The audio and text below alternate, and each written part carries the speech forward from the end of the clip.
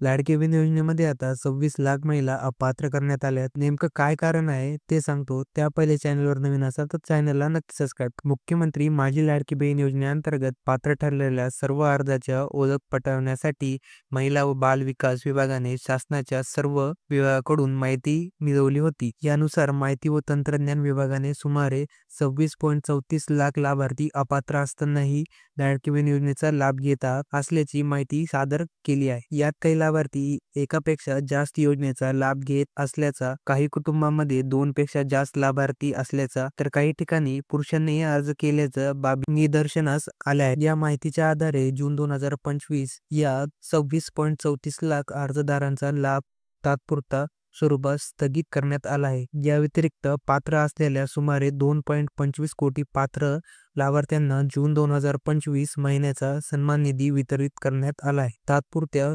स्वरूपात लाभ स्थगित केलेल्या 26.34 लाख लाभार्थ्यांचा माहितीची संबंधित जिल्हाधिकाऱ्याकडून शहानिशा करून त्यापैकी जे लाभार्थी पात्र ठरतील त्यांचा लाभ शासनातर्फे पुन्हा स्वीकारण्यात येईल आणि शासनाची दिशाभूल करून चुकीच्या पद्धतीने लाभ घेणाऱ्या बनावट लाभार्थ्यांवर कारवाई केल्या जाणार आहे.